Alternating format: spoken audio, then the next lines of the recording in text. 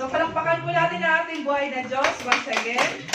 Okay, so continue our worship. Tinatawagan ko na po ang ating Pastor Ellie para sa kanyang ibibigay na short exhortation about giving.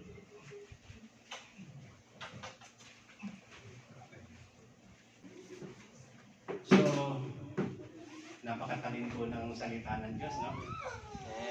Parang tabak. Amen. So, may tinuturo ang Panginoon. Mga kapatid, may tinuturo sa atin ng Panginoon. At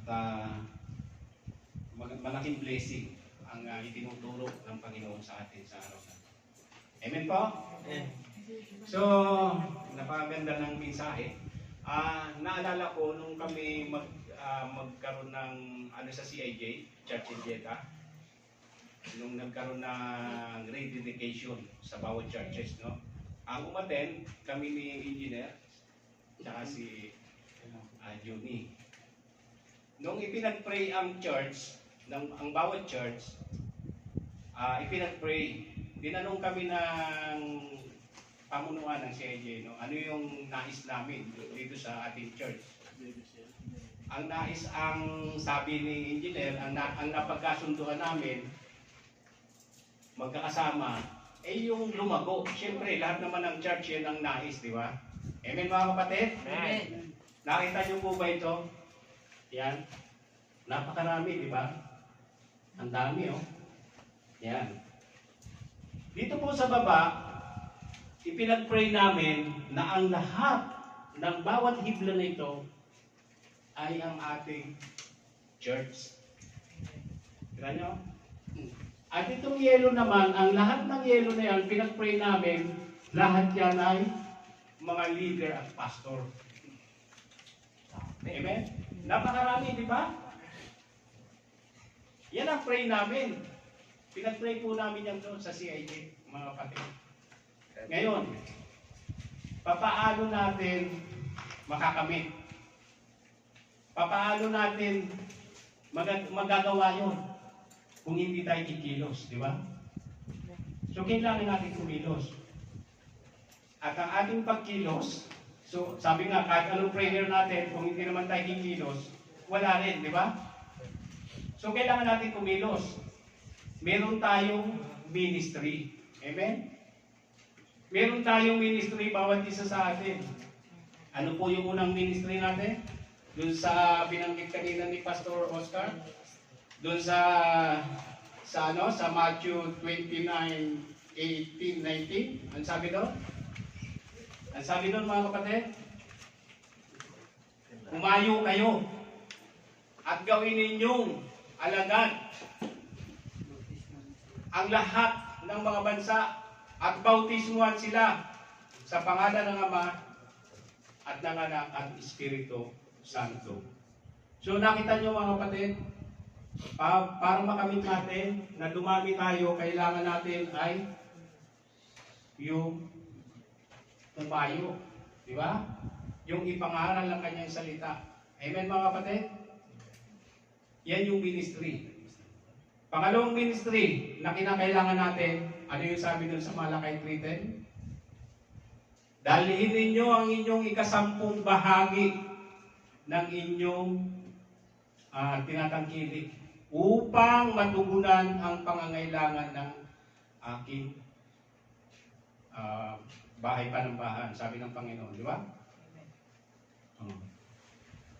Ngayon, mga kapatid, para makamit natin ang ganyang karami ng mga church at member, mga kapatid, yung dalawang ministry na yan, kailangan natin hindi paghihiwalayin yan. Amen? Amen. Hindi dapat naghihiwalay yan. Huwag po tayong maniwala sa mga katuruan na sinasabi na kinakailangan mas bigyang diin ang magbahagi ng salita ng Diyos. Hindi po pwedeng maghiwalay ang Malakay 3:10 at ang pagbabahagi ng salita ng Diyos. Bakit po? Hindi po lalago ang isang iglesia kung wala po ang pagbibigay. Amen? Ano sabi doon? Sabi Malakay 3:10?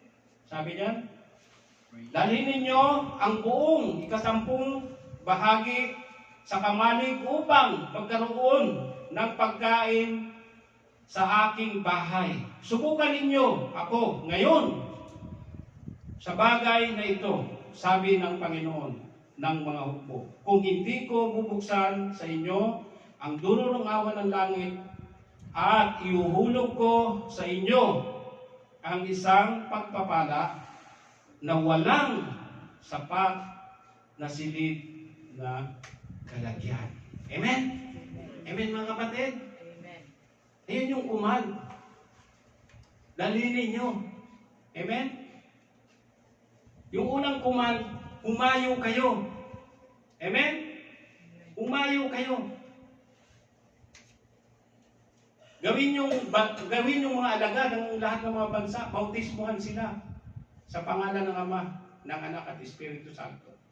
Amen? So mga kapatid, hindi po natin pwedeng paghiwalayin yung dalawa na yan. Kinakailangan po sa isang iglesia para lumago, bigyan din natin ang tayo ay humayo. Okay? Mangaral ng salita ng Diyos. At pangalawa ay ang magbigay para sa gawain ng Panginoon. Amen? Palakpakan po natin ang Panginoon. Magbigay po tayo. Keep, it will come back to you. Good my shoulders down, shut together, running over again. It will come back to you. You give it to the Lord. You give, and it will come back to you.